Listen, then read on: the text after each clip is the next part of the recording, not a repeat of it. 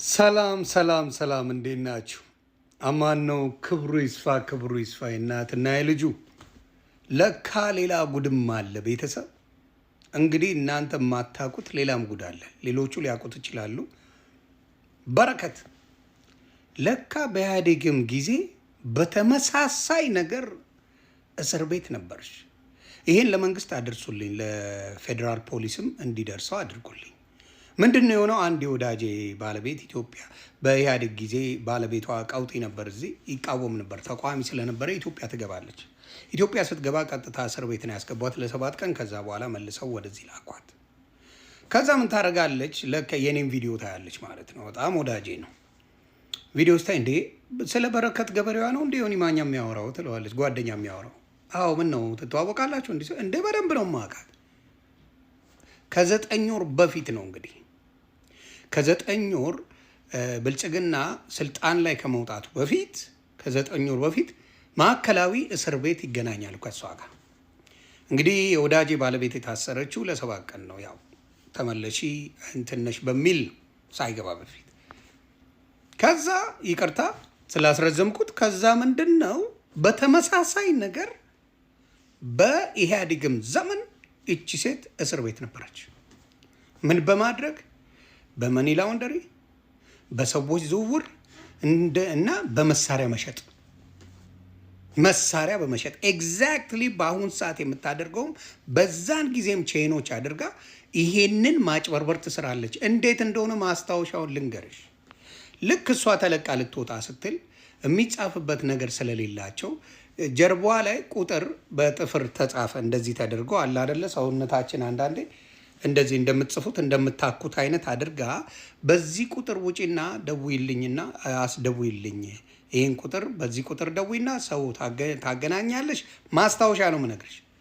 ታገናኝኛለች። ከዛ በኋላ እነሱ የሚሰሩትን ይሰራሉ ትላታለች። እሺ ትላለች። እቺ ሰው ደግሞ አታውቅም። ወዲያው ከእንትን ወሰዷት። ከዛ ኤርፖርት አደረሷት። ከዛ ወደዚህ ስትመጣ ለረጅም ሰዓት ስለነበረ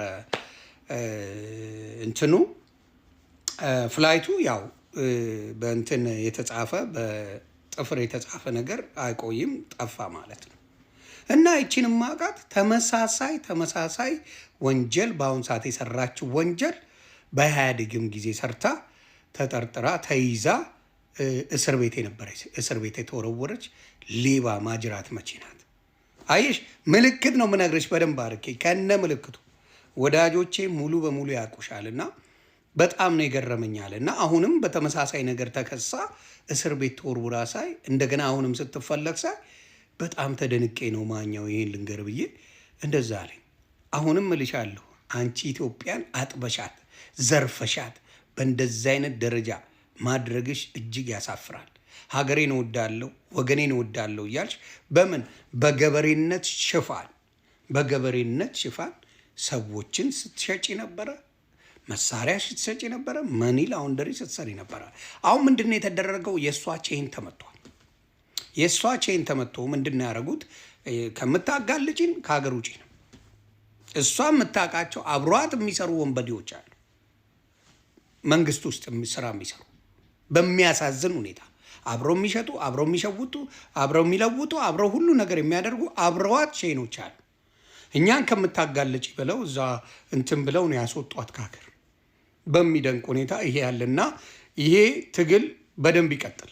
መንግስት እነዛን ሰዎች የማግኘት ነገር በምን ማግኘት ትችላላችሁ? ይሄ ብልጽግና ከመምጣቱ በፊት ከ9 ወር ከ8 ወር በፊት እስር ቤት የነበረ ማዕከላዊ እስር ቤት ነው የታሰረችው። ማዕከላዊ እስር ቤት ታስራ ነበረ። ይሄንን ጉድ ልንገራችሁ ብዬ ነው። ይሄ ከዚህ በኋላ መንግስት በደንብ አድርጎ እነዚህን አይነት ሰዎች እያጣራ ጉዳቸውን እንዲያወጣ ማድረግ ነው። ክበሩልኝ። መልካም ቀን። ይመቻችሁ።